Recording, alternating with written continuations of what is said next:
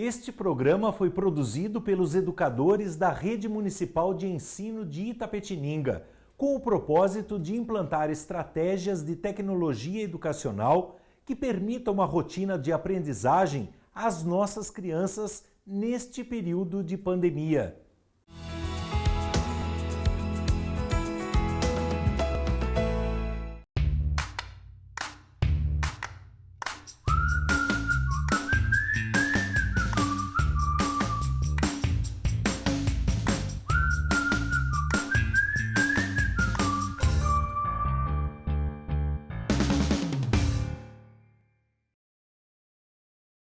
Bom dia, queridos alunos, bom dia a todos que estão acompanhando a nossa aula.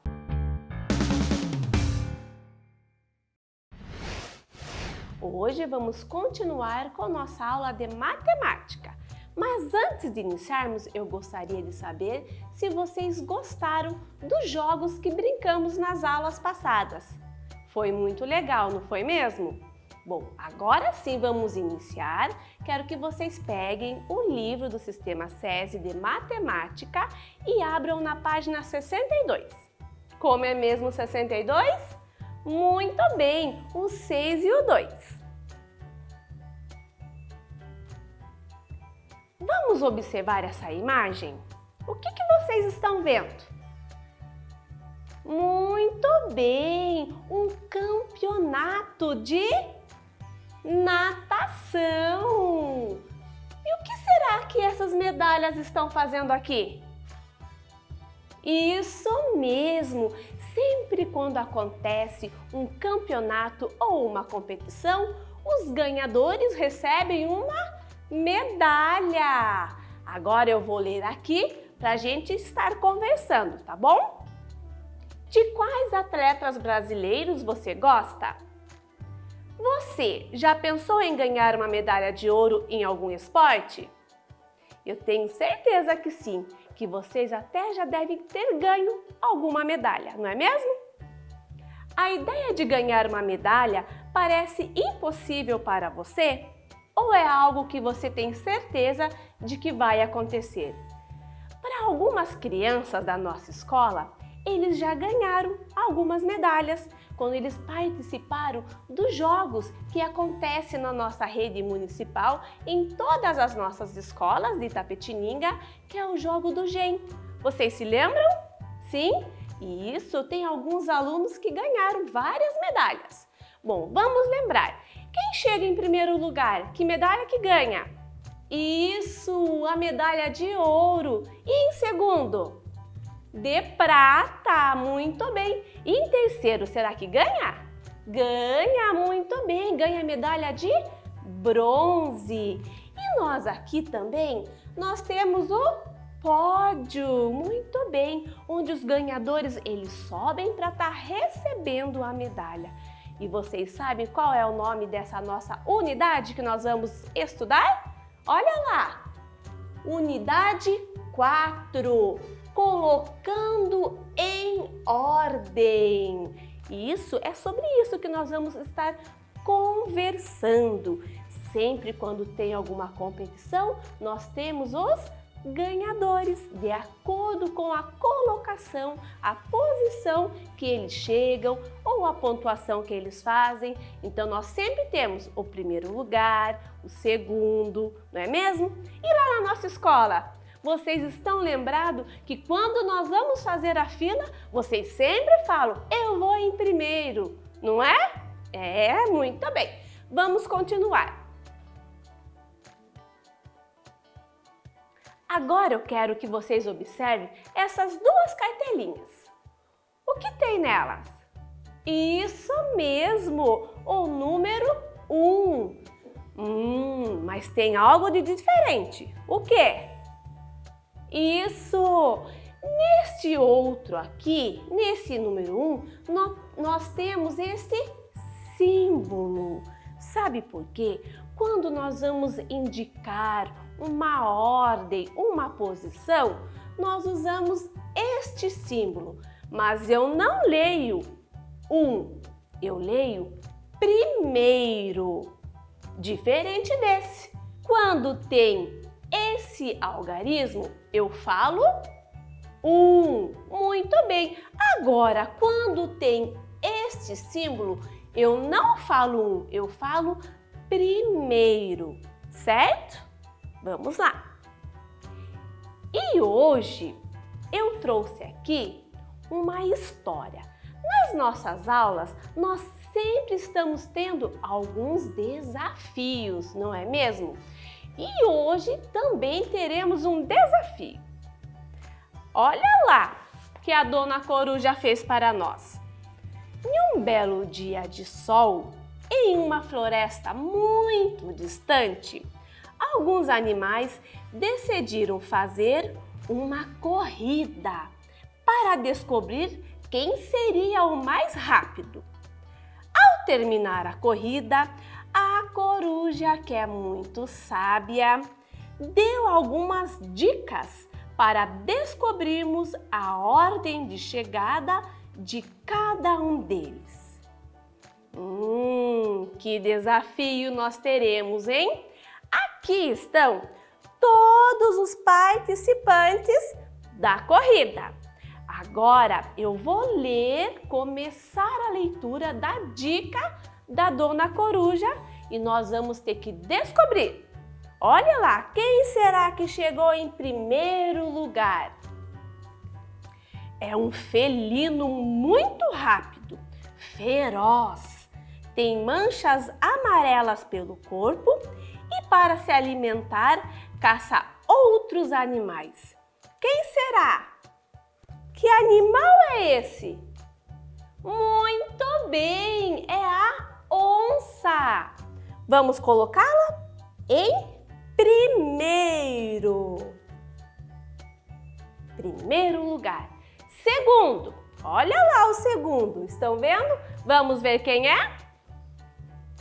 É considerado o rei da floresta. Tem uma juba muito bonita e se comunica com outros animais da sua espécie através dos seus rugidos. Parabéns, foram muito rápido! Já descobriram que é o leão. O leão em segundo lugar. E agora? Já vimos o primeiro, segundo, agora o terceiro. É um animal muito esperto, inteligente e rápido. Seu focinho é alongado e as orelhas longas e pontiagudas. Quem é? Muito bem, a raposa. Achei. Terceiro lugar. Quarto lugar. É um mamífero, pertence à família dos cavalos, seu corpo tem pelagem listrada. Quem é? A zebra! Muito bem! A zebra em quarto lugar. Quinto lugar. É um animal de pernas longas e pescoço comprido. É considerado um dos bichos mais altos do planeta. Quem é? A girafa. Em quinto lugar, a girafa. Sexto lugar. Esse animal tem grandes pés. Se locomovem por meio de saltos e em grande velocidade. Possui uma bolsa que ajuda no desenvolvimento dos filhotes. Muito bem, o canguru. Sétimo lugar. É um animal que possui corpo arredondado, cabeça e olhos grandes, orelhas longas e largas, além de cauda curta, semelhante a um pompom. Muito bem, o coelho. Oitavo lugar. É um animal que não se alimenta de carne, por incrível que pareça. Sua alimentação é baseada em ervas, gramíneas, folhas e frutas. Ele usa a tromba para levar os alimentos até a boca e beber a água. Quem é? O elefante! Nono lugar. Seu corpo é coberto por fileiras de escamas. As escamas são dobras endurecidas da parte externa da pele. Não possui orelhas e se rasteja pela natureza. A cobra! Muito bem! E em 10º lugar, o animal mede 2,15 metros, sendo 90 centímetros de cauda. Gosta de comer formigas e cupins. Dormem com a cauda sobre a cabeça. Isso mesmo, o tamanduá! Perfeito, já terminamos. Vamos ver como ficou?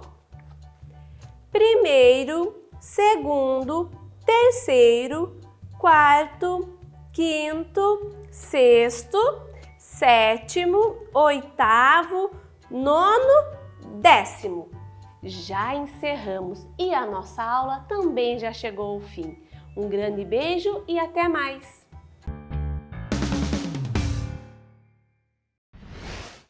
Bom dia, sou a professora Manuele Silvério e hoje retomo com vocês as aulas de matemática do livro SESI.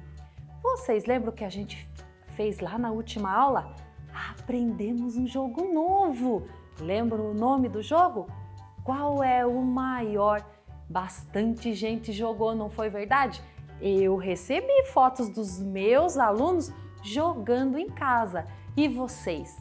Jogaram também?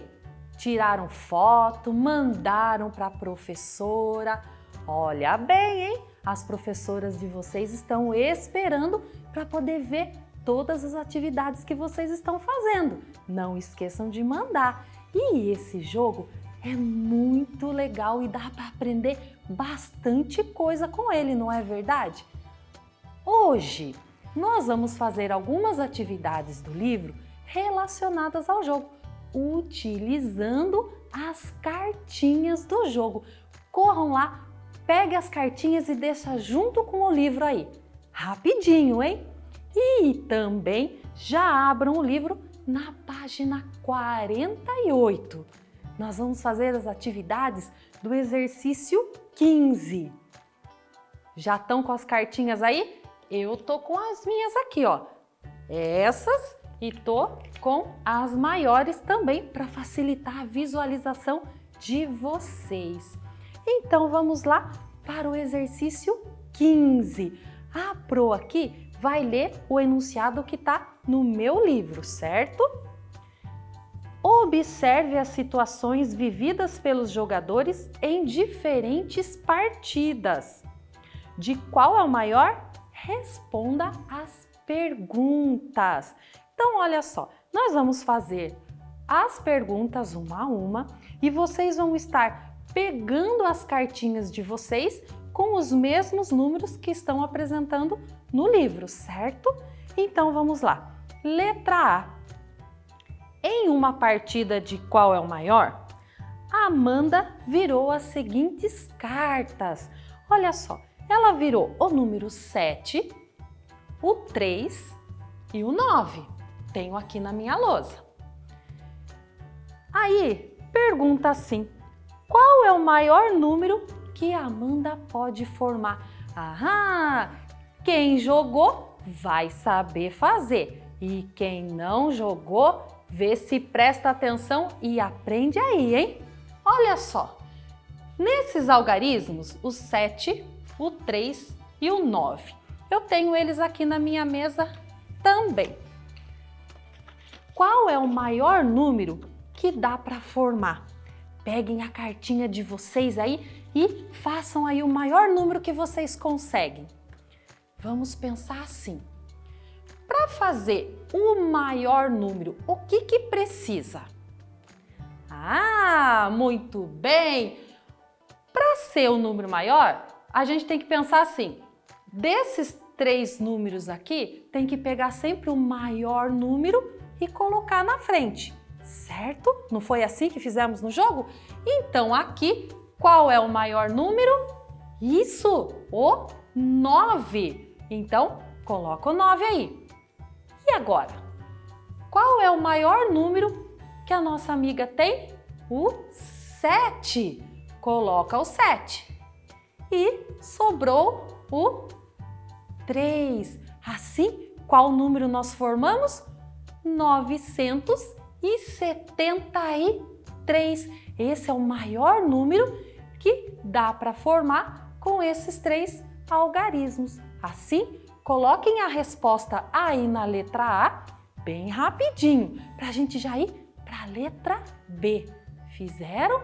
Muito bem.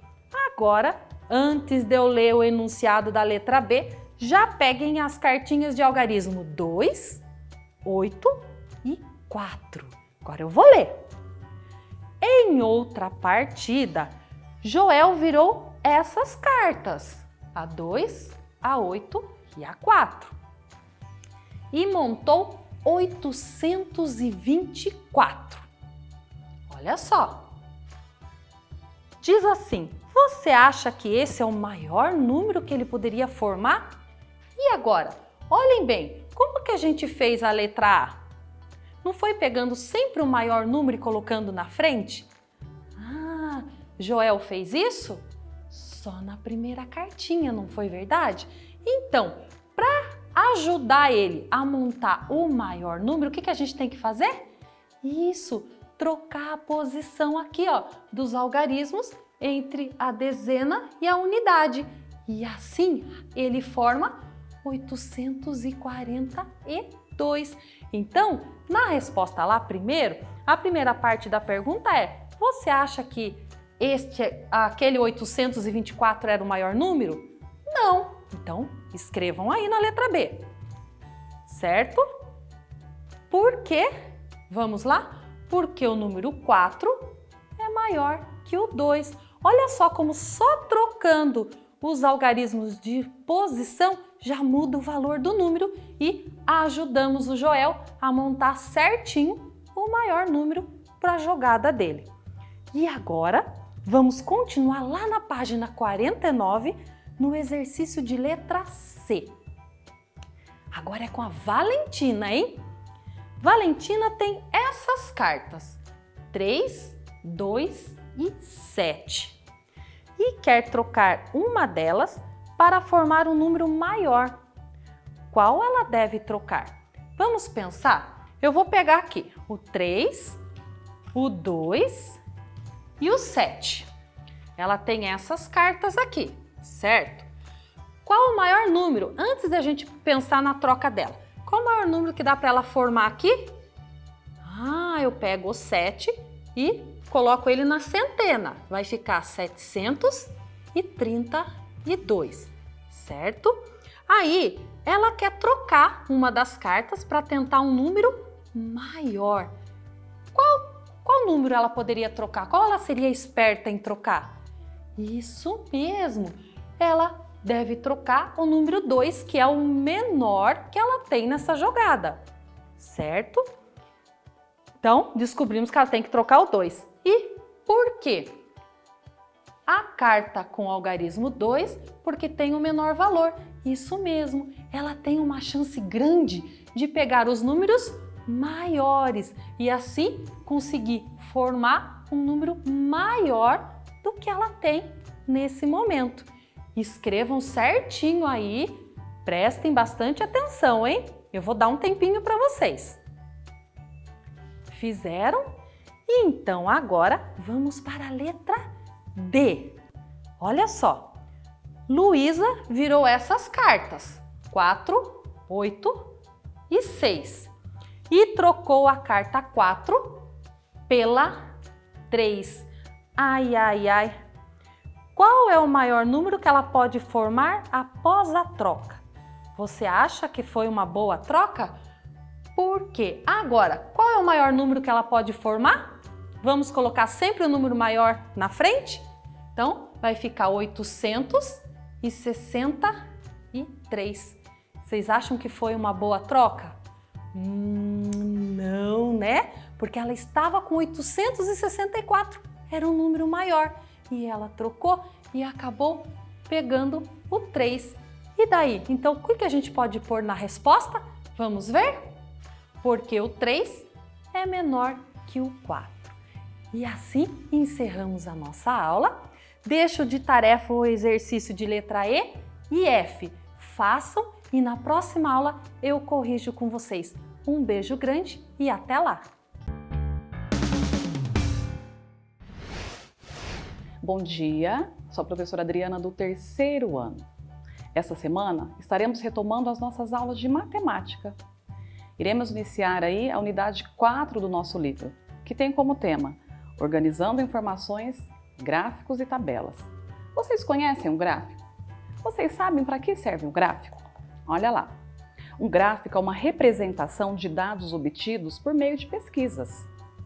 Depois eles são colocados em formas geométricas. Podem ser diagramas, desenhos, figuras ou imagens, de modo a nos fornecer informações rápidas e objetivas. Para resolvermos alguns problemas, enfrentamos questões da forma como essa informação está organizada.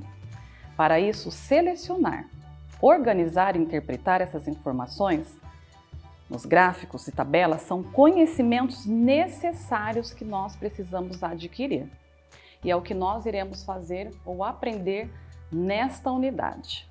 Para isso, eu convido vocês a abrirem no livro de vocês aí, na página 62 e 63. Páginas 62 e 63.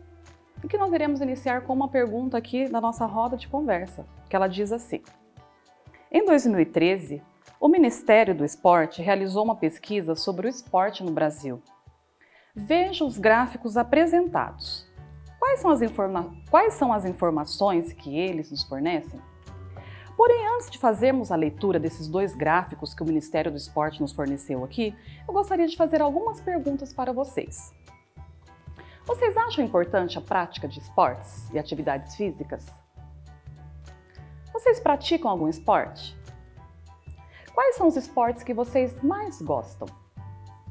Vocês têm praticado alguma atividade física aí neste momento que estamos em casa, nessa quarentena? Seja uma dança, correr no quintal, pular corda, uma amarelinha?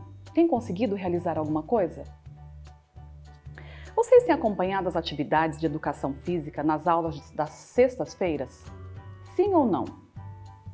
Olha, sabemos que o importante é se movimentar, pois as atividades físicas ajudam na manutenção da saúde, melhorando o funcionamento do nosso corpo. Agora observem o gráfico da página 62. Vamos primeiro aqui observar o título dele. O nome desse gráfico é Esportes Praticados em 2013. Então observem que esse gráfico ele é um gráfico de colunas. Todo gráfico ele tem um título, tem a forma dele, gráfico também tem legendas. Agora eu gostaria de fazer uma pergunta para vocês. Só de observarem aí. Vocês saberiam me dizer qual foi o esporte mais praticado em 2013? Observe as formas que estão as colunas aí no gráfico. Qual que está maior? Exatamente, essa de cor azul. Então essa de cor azul aí nos mostra que o futebol e o futsal foram a preferência de quem respondeu essa pesquisa, com 55,7%. E qual foi o esporte menos votado? Como que eu vou saber? E aí, como que vocês podem saber? Ao observar aí que é a coluna menor. E se nós observarmos na legenda, qual que é o esporte? O ciclismo. Ele foi o que teve menos votos, com 3,6%.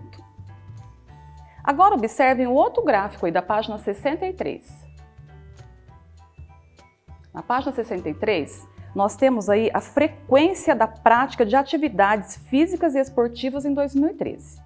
Observem o formato desse gráfico, ele tem um formato de pizza. Qual é a cor que está maior aí?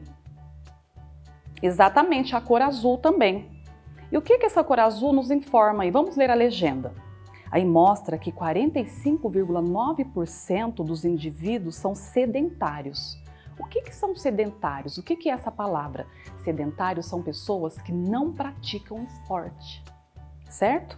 E depois vamos observar essa segunda fatia aí que é um pouquinho maior. Este bege aí, olha, com 32,1%. Aí nos mostra a prática de atividade física e esportiva regular. Ou seja, 32,1% das pessoas praticaram esporte regularmente no ano de 2013. Agora eu convido vocês a fazerem uma interpretação de um outro gráfico comigo. Abram aí na página 65. Então, na atividade número 2, nós temos o Bento. O que o Bento fez? O Bento ele fez uma pesquisa com os estudantes da classe dele. Ele quis saber qual que era o esporte que eles mais gostavam de assistir durante os Jogos Olímpicos. Veja os resultados obtidos e responda as perguntas a seguir. Então vamos ler esse gráfico que o Bento fez para nós? Observem comigo. Nesta linha horizontal, o que o Bento fez? Ele colocou os esportes. Novamente vou perguntar, só de olhar aqui, qual foi o esporte favorito da classe dele? Qual que está maior aqui? A coluna. Isso mesmo, a natação. E qual que foi menos votado? Observem aí comigo. A coluna que está menor, que é a ginástica olímpica. Muito bem. Agora, se vocês quiserem pegar uma régua, nós iremos aqui observar. Observem que na linha vertical tem a quantidade de pessoas que responderam à pesquisa. Vocês podem fazer uma linha, olha, acompanhando cada uma. Então vamos lá. O primeiro aqui é voleibol. Quantas pessoas responderam ao voleibol? 8, podem circular. A natação. Olha, observem comigo. 10 crianças responderam. Depois nós temos aqui o basquete. Quantas responderam ao basquete? 6. Olha, podem fazer uma linha para ajudar depois na contagem. Depois nós temos o nado sincronizado. 4 crianças. Depois nós temos a ginástica olímpica com 3. E aqui por último nós temos o hipismo com 5. Então vocês conseguiram observar aqui? Se vocês circularam, aqui estão as pessoas e aqui estão os esportes. Agora respondam comigo aqui as duas questões. Na letrinha A, ela diz assim, quantas pessoas foram entrevistadas nessa pesquisa? Vamos somar? Então olha lá, nós temos lá, vocês podem armar aí, unidade, dezena, 10 pessoas na natação, 8 no voleibol, 6 no basquete, 4 no nado sincronizado, 5 no hipismo e 3 na ginástica olímpica. Então, como eu vou somar, é uma conta, eu vou fazer uma conta de adição. Começando por aqui, 0 mais 8, 8 mesmo. O que eu vou fazer? 8 mais 6. Então, eu conservo 8, vou somar mais 6, vou usar os meus dedos. Vamos lá? 8. 9, 10, 11, 12, 13, 14. 14 mais 4, novamente vamos usar os dedos, vamos conservar o 14, 15, 16, 17, 18. Mais 5, 18, 19, 20, 21, 22, 23 e mais 3, 23, 24, 25, 26. Eu posso colocar o 26 aqui? Não. Ele é dezena, eu subo 2 e abaixo o 6. A dezena ganhou 2, 2 mais 1, 3. Então, quantas crianças responderam à pesquisa? Vamos lá? 36 crianças, 36 pessoas responderam essa pesquisa. E a letrinha B? Quantas modalidades esportivas foram citadas por eles? Então, se nós contarmos lá, vamos ver quantas foram. 1, 2, 3, 4, 5, 6 modalidades esportivas. Encerro a minha aula aqui hoje, retornaremos amanhã com mais gráficos e tabelas. Até lá! Olá, crianças! Bom dia! Tudo bem com vocês? Espero que sim! Aqui é a professora Ana Paula, que estará trabalhando com vocês o conteúdo de matemática do 4º ano, no Sistema Municipal de Ensino de Itapetininga. Estamos vendo agora a unidade 2, onde diz números e mais números. Então, eu quero que vocês peguem o livro, abram na página 34, anotem a data de hoje e vamos lá para a atividade 4, onde eu quero que vocês leiam comigo o enunciado da questão. Vamos lá? Está dizendo, Esta é a população aproximada de alguns países no ano de 2018. Vocês estão lembrando o que quer dizer valor aproximado? Estimativa? Lembram? Isso mesmo, quer dizer que nós estamos colocando um valor mais próximo do real. Muito bem. Agora, vamos ler comigo o nome dos países e a sua população. Eu quero vocês lendo. Vamos lá, praticando. Vamos lá? O primeiro país é Angola. Mas antes de eu explicar para vocês, para nós fazermos a leitura dessa população desses países, tem um lembrete. Lembra o quadro de valores numéricos que tem ordens e classes? Isso, aquele onde aparece unidade, dezena, centena. Pois bem, percebam que cada valor aqui é separado por pontos. O que são esses pontos? Esses pontos servem para nos auxiliar quando separamos uma classe da outra.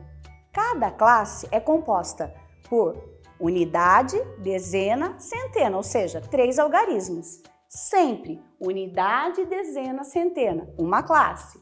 Unidade, dezena, centena, segunda classe. Unidade, dezena, terceira classe. Então, cada classe é composta por 3 algarismos, certo? Bom, então vamos observar. Angola tem 1, 2, 3, 4, 5, 6, 7, 8 ordens. E tem 1, 2, 3 classes. Classe simples, classe do milhar e classe do milhão. Agora vamos lá, vamos fazer a leitura. Então vamos ler. 29.784.193 habitantes. O próximo país é a Argentina. Vocês já leram? Como se lê esse numeral? Vamos ler juntos então. 44.271.041 habitantes. O próximo país é o nosso, é o Brasil. Notem que o Brasil aumentou a quantidade de ordens. Olha, 1, 2, 3, 4, 5, 6, 7, 8, 9 ordens. E 1, 2, 3 classes. Vamos ler? Vamos juntos, hein? Quero vocês junto comigo. 209.288.278 habitantes. O próximo país é a China. Nossa, olha lá a China, aumentou ainda mais a quantidade de ordens. 1, 2, 3, 4, 5, 6, 7, 8, 9, 10 ordens. E quantas classes? 1, 2, 3, 4 classes. Como é que nós vamos ler esse número? Esse numeral é bem maior. Vamos ler juntos? Então vamos. 1.386.395.000 habitantes.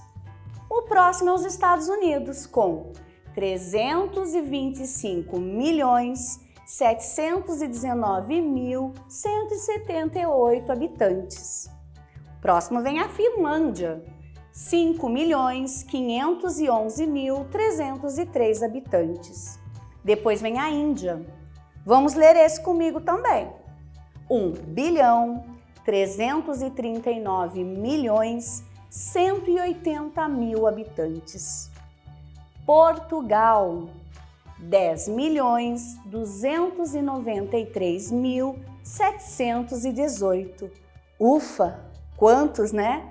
Então agora nós temos umas questões a responder. Vamos lá? Peguem e observem o que está dizendo a questão A. Como você acha que se lê o número correspondente à quantidade de habitantes do Brasil? Bom, nós já fizemos a leitura, agora nós temos que colocar ele na escrita. Vou dar um tempo para vocês escreverem aí. Vou ler novamente o número que fala do Brasil. 209.288.278 habitantes. Escreveram? Então vamos fazer a correção? Vamos ver se vocês responderam corretamente? Olha lá, 209.288.278 habitantes. Escreveram? Tem algum errinho? Então apaga, arruma, deixa certinho. Agora vamos para a próxima questão. A próxima questão está querendo saber da população da China. Vimos que o número da China é bem grande. O numeral, a quantidade da população dele é bem maior que a do Brasil. Vamos relembrar? A população da China é de 1.386.395.000 habitantes. Vou dar esse tempo para vocês escreverem. Já escreveram? Então vamos fazer a correção? Olha lá, 1.386.395.000 habitantes. Ah, tenho mais uma dica. Quando nós fazemos a escrita dos numerais, percebam que eu separo cada classe por vírgulas e só na última eu acrescento um E. Olhem lá, 1.396.395.000 habitantes. Então, a vírgula serve para nós não ficarmos repetindo E. Nós já aprendemos isso em língua portuguesa, né? Muito bem. Bom, vou deixar para vocês agora um desafio. Para a próxima aula que eu vou querer tudo certinho. Olhem lá na página 35 o que está pedindo a questão C. A questão C diz: ordene os países de acordo com a quantidade de habitantes. Percebam que aí não está dizendo se é numa ordem crescente ou numa ordem decrescente. Então eu vou pedir para vocês assim: ordene os países de acordo com a quantidade de habitantes na ordem crescente. Vocês lembram que é a ordem crescente? Isso mesmo, a ordem do menor para o maior. Então vocês vão colocar dos menores para os maiores, menos população para o maior, certo? Ordem crescente. Na próxima aula eu farei a correção, junto comigo vocês vão fazer, certinho, né? Bom, por hoje é só. Eu espero você na próxima aula, lembrando sempre de lavar as mãos, deixar elas bem limpinhas com água e sabão ou passando álcool em gel. Outra coisa, quero lembrar que nós não estamos de férias. Estamos em tempos que temos que ficar nas nossas casas, ficar cuidando um do outro e também de estudar bastante, tá bom? Que legal, que vocês entendem sempre. Então, até a próxima e fiquem com Deus. Olá, turminha, tudo bem com vocês? Espero que sim. Eu sou a professora Rita Padilha e vou estar junto com vocês durante toda essa semana realizando atividades de matemática. Livro em mãos, lápis, borracha, tudo certinho?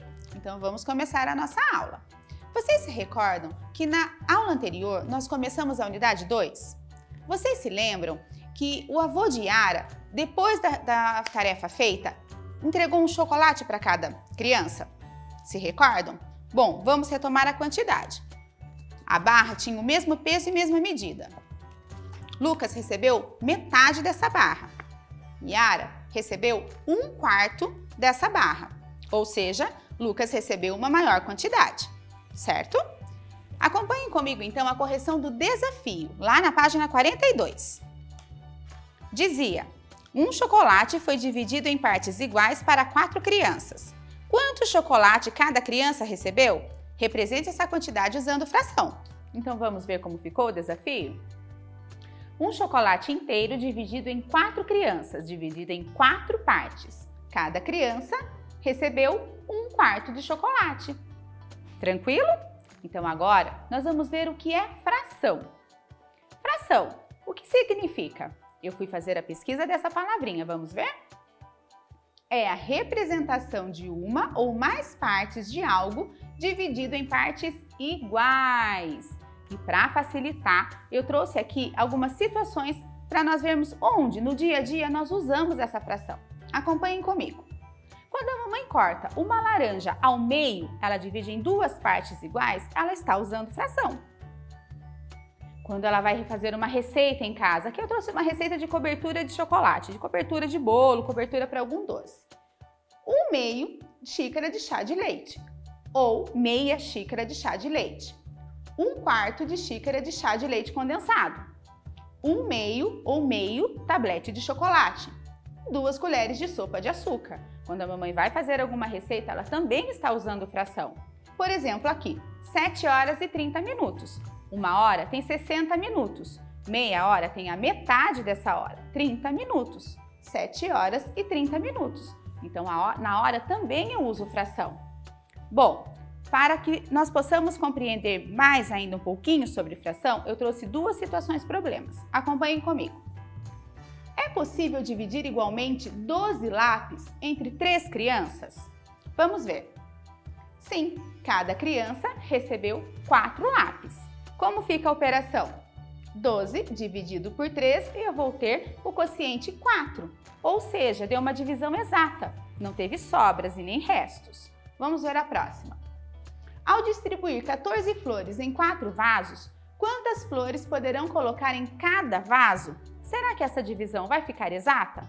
Acompanhem comigo. Cada vaso coube 3 flores. E sobraram quantas? 2. Por quê?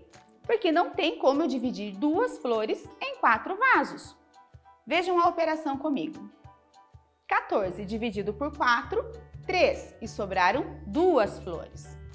Nesta divisão, cada vaso recebeu 3 flores e houve uma sobra de 2 flores. As flores restantes não puderam ser repartidas entre 4 vasos, ou seja, não deu uma divisão exata, houve sobras. E é nesse momento que a gente utiliza também a fração. Bom, vamos ver agora sobre frações equivalentes e para isso eu vou pedir para que vocês peguem uma folha, um lápis para colorir e nós vamos realizar juntos dobraduras. Vamos lá? Esta folha está representando um inteiro, certo? Eu vou pedir para que vocês dobrem ao meio, ponta com ponta. Vamos passar a mão aqui do ladinho. E quando eu abro essa minha folha inteira, que eu dividi ao meio, eu vou ter 2 partes iguais. Para facilitar, eu já passei uma linha reta entre essas 2 partes, certo? O que eu vou pedir agora? Que vocês pintem uma das partes. Eu estou com a minha parte pintada aqui. O que eu vou fazer? Volto à posição inicial, dobro ao meio e vou dobrar novamente.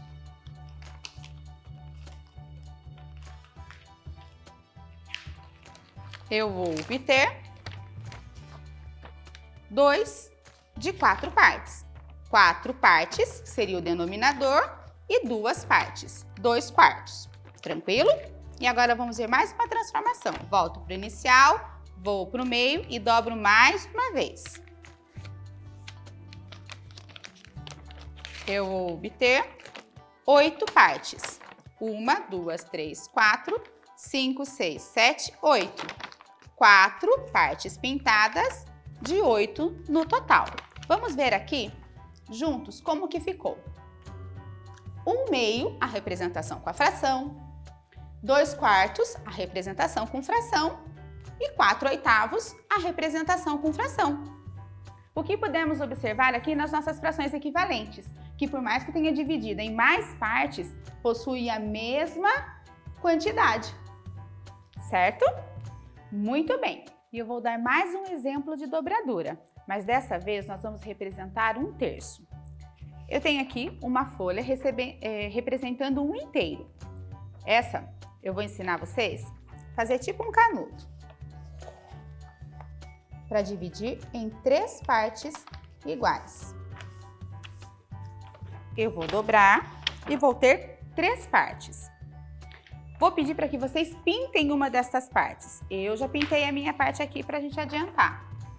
Então, eu tenho aqui 1/3, uma parte de 3. Tranquilo? Agora vamos para mais uma dobradura. Volta para o início e nós vamos dobrar ao meio.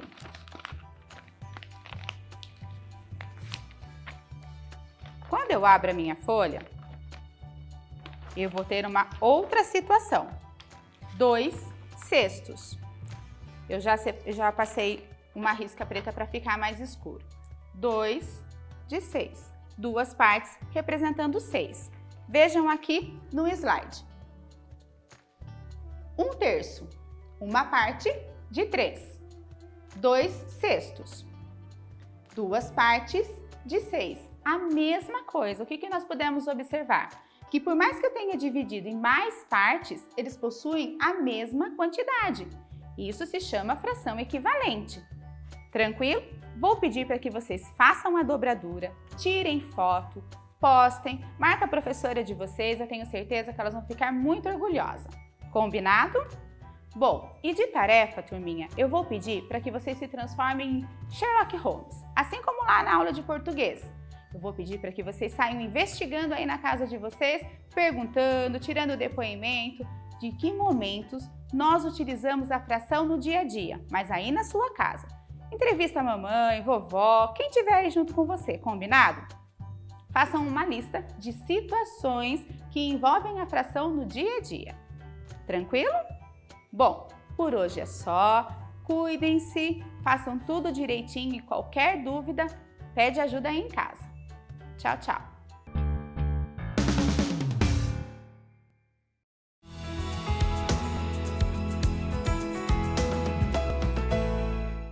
Este programa foi produzido pelos educadores da Rede Municipal de Ensino de Itapetininga, com o propósito de implantar estratégias de tecnologia educacional que permitam uma rotina de aprendizagem às nossas crianças neste período de pandemia.